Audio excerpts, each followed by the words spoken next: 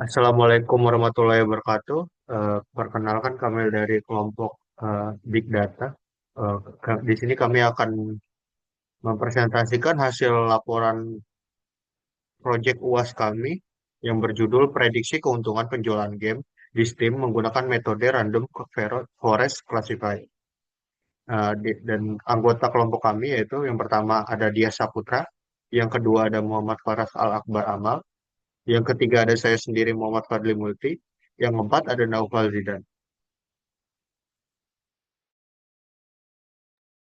Baik, kita masuk ke pendahulu.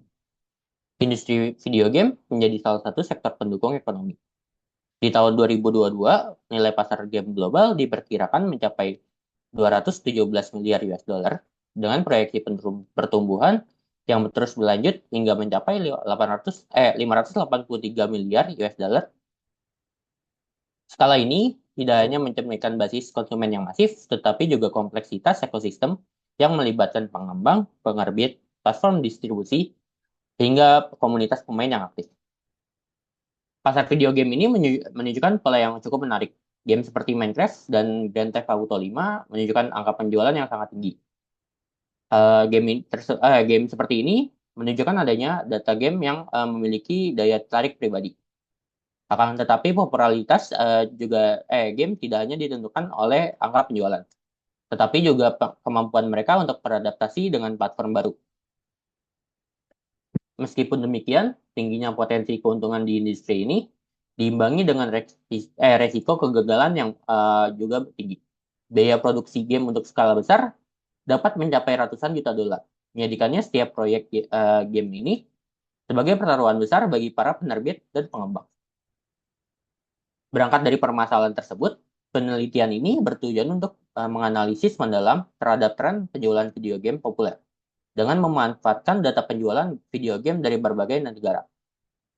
Penelitian ini akan mengidentifikasi faktor-faktor yang berkontribusi pada kesuksesan suatu game. Dengan menganalisis data masa lalu, penelitian ini diharapkan dapat memberikan wawasan berbasis bukti untuk menavigasi landscape industri game yang semakin kompetitif di masa depan. Kita masuk ke bab 2 yaitu metodologi. Ada yang pertama studi literatur. Studi literatur merupakan metode untuk mengumpulkan data melalui berbagai sumber yang sesuai dengan topik yang penelitian yang dilakukan. Kegiatan penelitian yang meliputi pemanfaatan informasi dan teknik pengumpulan data dan juga pemanfaatan berbagai alat penunjang yang tersedia pada media baca seperti buku yang referensi, hasil penelitian sejenis sebelumnya, artikel, catatan, dan berbagai jurnal yang berkaitan dengan masalah yang akan dibahas. Dalam konteks ini, penelitian ini di literatur difokuskan pada beberapa topik utama. Yang pertama adalah analisis industri video game untuk memahami tren pasar, model bisnis, serta faktor-faktor yang mempengaruhi kesuksesan penjualan video game. Dan yang kedua, teknik analisis data untuk melakukan pengolahan data penjualan video game yang sangat besar. Yang kedua ada data acquisition. Data acquisition adalah sebuah metode untuk mengambil, mengumpulkan, dan menyiapkan data sampai proses untuk menghasilkan data yang disesuaikan dengan tujuan. Baik, selanjutnya yang ketiga ada data cleaning. Jadi tujuan utama dari data cleaning ini adalah untuk memastikan data yang dihasilkan nantinya itu bersifat bersih, lengkap, dan konsisten sehingga dapat dijadikan acuan dalam analisis ini serta pengambilan keputusan yang presisi. Adapun tahapan dari data cleaning ini yang perlu dilakukan, yaitu yang pertama menghapus duplikasi data, kemudian mengecek dan menangani data yang hilang atau missing value, kemudian mengkoreksi nama kolom yang tidak sesuai, lalu mengkonversi tipe data yang tidak sesuai, dan juga menghapus kolom yang tidak digunakan. Kemudian yang keempat itu ada modeling ya. Jadi modeling ini dilakukan untuk mengolah data yang sudah bersih untuk dilakukan analisis. Untuk analisis ini kita menggunakan algoritma random forest sebagai metode utamanya dan smooth untuk mengatasi ketidakseimbangan kelas dalam dataset ini. Yang juga random forest ini merupakan hasil pengembangan dari metode classification dan regression tree atau CART yang mengadopsi teknik bagging, bootstrap aggregation, dan pemilihan fitur acak. Jadi bagging ini adalah salah satu dari beberapa teknik yang digunakan untuk meningkatkan kinerja algoritma klasifikasi. Kemudian untuk spot itu adalah algoritma bisa ke atas. Jadi spot itu adalah algoritma yang digunakan pada data yang tidak seimbang. Jadi pada dasarnya itu spot mendapatkan sampel baru dengan menggunakan random linear interpolation antara beberapa sampel dan sampel tetangganya. Di rasio ketidakseimbangan data ini ditingkatkan dengan menghasilkan sejumlah sampel minoritas artifisial sehingga efek klasifikasi dari dataset yang ada tidak balance menjadi lebih balance. Kemudian yang terakhir kita melakukan model evaluation. Jadi setelah proses modelnya selesai dan kita melihat hasil model, maka selanjutnya adalah kita mengevaluasi modelnya. Jadi evaluasi ini dilakukan dengan menggunakan beberapa metrik evaluasi yang umum, yang diantaranya adalah akurasi, precision, recall, dan F1 score. Kemudian untuk random forest ini adalah algoritma machine learning yang mengkoordinasikan banyak decision tree untuk mengurangi jumlah variasi fitur data. Kemudian kunci utama dari kekuatan dan akurasi random forest ini terletak pada metode pengacakan ganda yang diterapkannya.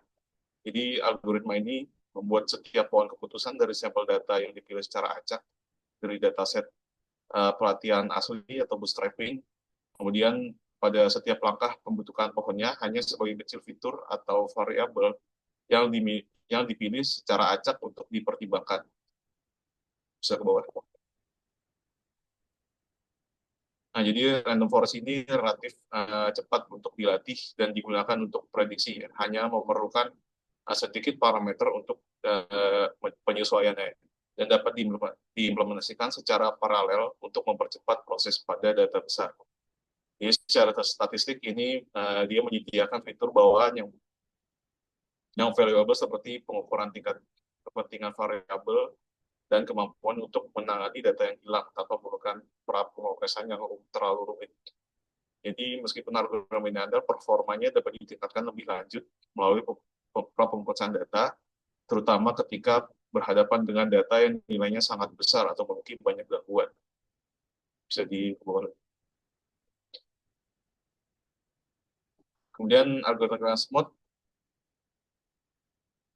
adalah metode yang menyeimbangkan dataset untuk menyeimbangkan dataset yang tidak seimbang secara menambah jumlah data pada kelas minoritas.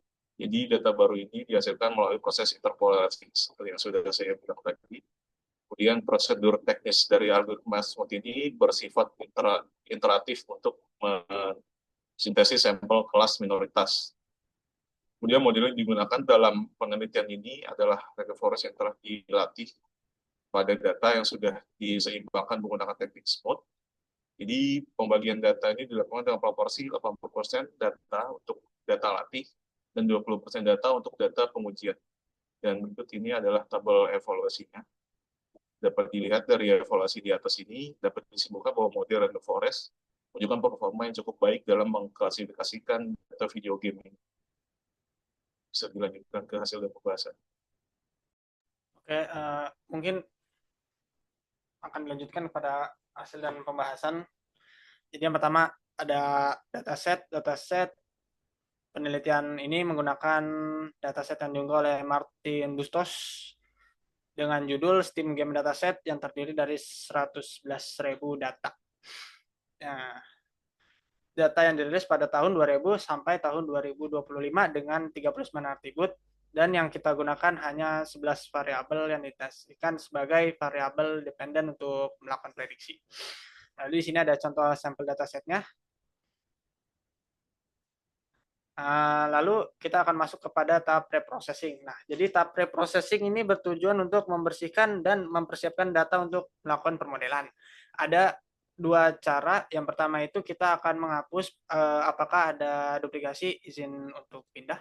Jadi di sini setelah kita melakukan read CSV, kita dapat melakukan pemindahan terhadap data duplikat. Duplikatnya kita bakal cek, lalu kita akan melakukan drop duplikat. Nah, di awal di sini ada indikasi duplikat sebanyak 14 buah dan langsung dihapus dengan komen seperti ini. Lalu untuk mengecek apakah ada beberapa nilai yang is null, kita akan menggunakan ini dan terlihat lumayan banyak data yang missing. Tetapi yang kita cari yang lebih utama adalah bagian kategoris, genres, tag. Nah, lalu kita lanjut. Penanganan missing value dapat dilihat pada bagian tersebut. Ada dua bagian. Yang pertama itu penggunaan modus untuk mencari atribut yang non-prediktif. Untuk atribut yang krusial seperti genre teks kategori, nilai hilang akan diganti dengan label anon untuk mencegah penambahan value yang tidak relevan yang dapat menimbulkan bias pada model. Jadi kita mungkin akan pindah ke sini untuk mengecek dev preprocess. Di bagian sini, jika itu kolomnya termasuk genre atau tag, maka kita akan mengubah dia menjadi anon. Kalau misalnya ada beberapa yang is null-nya itu sama dengan yes. Tapi kalau untuk yang lain kita akan taruh kepada modus. Dan dapat dilihat di sini semuanya sudah tidak ada yang kosong ya, karena sudah diisi menggunakan metode tersebut. Lalu ada atribut harga yang memiliki rentang dari 0 sampai 149. Karena untuk mencapai tujuan dari penelitian ini, seluruh data dengan harga 0 akan dihilangkan dari dataset. Ini kodenya.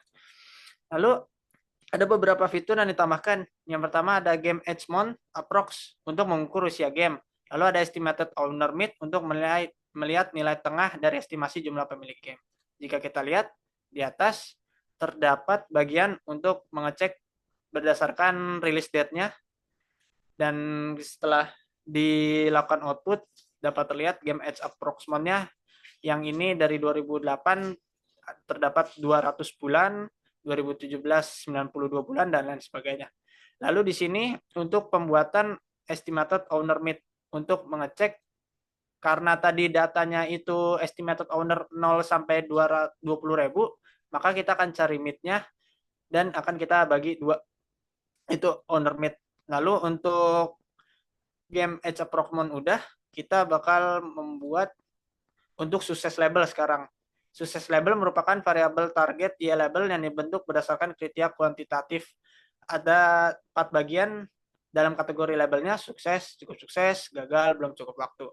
Nah, lalu kita cek di sini, jika umurnya kurang dari 6, maka game tersebut bisa dibilang kurang cukup waktu. Tapi kalau misalnya ownernya kurang dari 20 dan positifnya kurang dari 15, dia bisa digagal. Apabila positif lebih dari 15, maka kategori akan terbilang cukup sukses.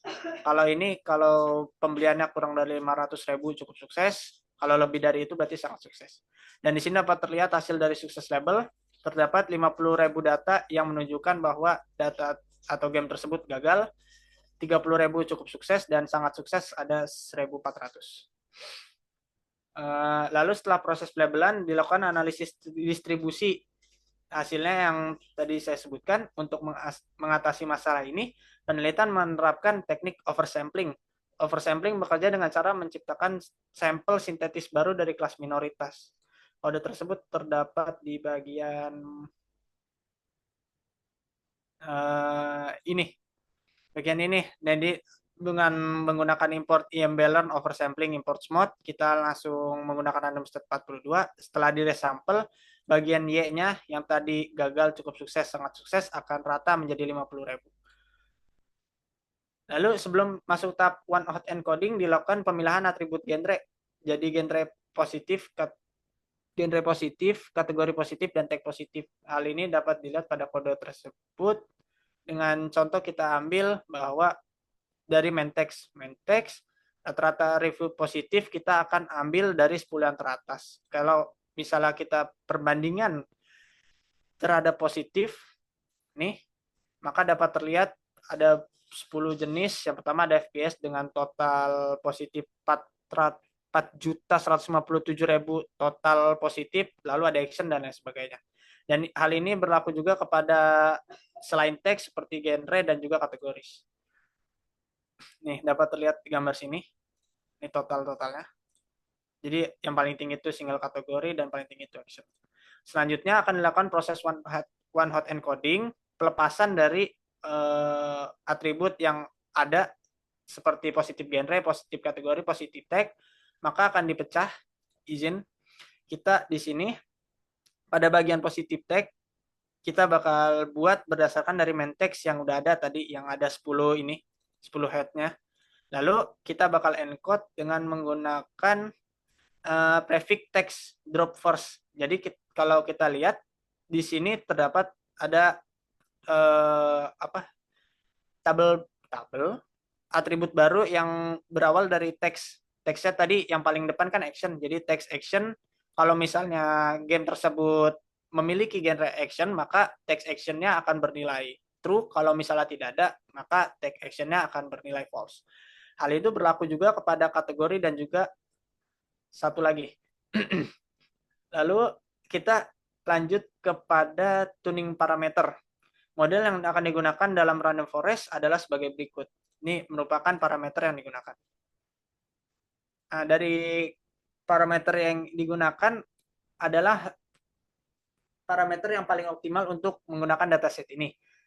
Pencarian dataset dilakukan dengan menggunakan teknik research dengan mengevaluasi kombinasi dari beberapa parameter seperti n-estimator, max depth, min sample split, min sample lift. Dah, seperti itu aja. Lalu ada tuning parameter setelah ada training. Setelah tahap rekayasa fitur dan tuning parameter selesai, langkah selanjutnya adalah melatih model klasifikasi. Pada penelitian ini, variabel yang diprediksi adalah kolom sukses label, yaitu kolom Y. Lalu, kolom yang menjadi target prediktifnya merupakan kolom-kolom seperti price, negatif, acquired edge, average per item, Windows, dan hasil dari encoding text yang tadi nih. Yang ada text action, kategoris multiplayer, dan lain sebagainya. Lalu pembagian data training dan data test, data trainingnya itu 80%, data testingnya 20%. Lalu ada evaluasi. Setelah model dilatih, hasil dari proses tuning, tahap selanjutnya adalah melakukan evaluasi pada data testing. Evaluasi ini bertujuan untuk menilai kemampuan generasi model. Dapat terlihat pada gambar, secara keseluruhan model menunjukkan tren akurasi 0,8 dengan tes akurasi 0,76. Terdapat selisih sekitar 4,3%. Hal ini menunjukkan hanya ada sedikit gejala overfitting. Lalu, adapun visualisasi decision tree untuk melihat hasil random forest classifier pada gambar 13. Nah, di sini merupakan gambar dari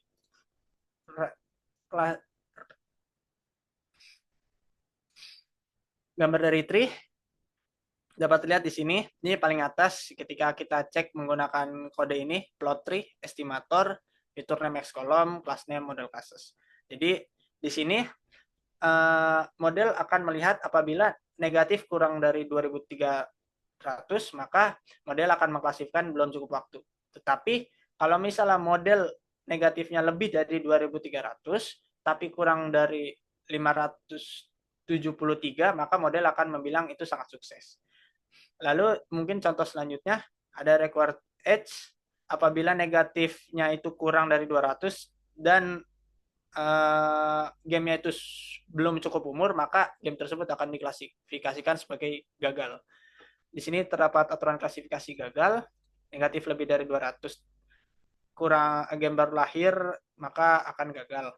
Jika jumlah review negatif cukup banyak dan negatif sangat banyak, maka kemungkinan akan dibilang sangat sukses. Ketika reviewnya negatif sedikit, gamenya sudah lama hadir dan text actionnya ada, berarti dia dapat mengklasifikasikan cukup sukses. Dan yang terakhir, jika negatif lebih dari 230, game baru lahir dan harganya 10, maka analisisnya adalah belum cukup waktu. Mungkin akan dilanjut kepada kesimpulan dan saran. Nah, ya, selanjutnya adalah kesimpulan dan sarannya. Jadi, berdasarkan hasil analisis yang sudah dilakukan di atas, dataset sistem game milik Martin Bustos dapat diambil kesimpulannya sebagai berikut. Yang pertama, evaluasi model pada data uji menunjukkan hasil yang baik dengan tes akurasi mencapai 76,1%. Terdapat selisih kecil sekitar 4,3% dengan akurasi pada data latih, yaitu data akurasinya 80,4%. yang mengindikasikan adanya sedikit gejala overfitting, namun masih dalam batas wajar dan menunjukkan kemampuan generasi model yang baik. Terus yang kedua, ada 4 parameter yang berperan penting dalam meningkatkan akurasi pada penelitian ini, yaitu max depth, n estimator, sample lift, dan min sample split. Penyesuaian nilai pada parameter tersebut dapat memberikan dampak positif terhadap performa model. Nah, untuk pengembangan lebih lanjut tadi disarankan agar value pada tanding parameter dilakukan dengan cukup cakupan nilai yang lebih luas dan menggunakan metode pencarian yang lebih canggih untuk mendapatkan kombinasi parameter yang lebih optimal.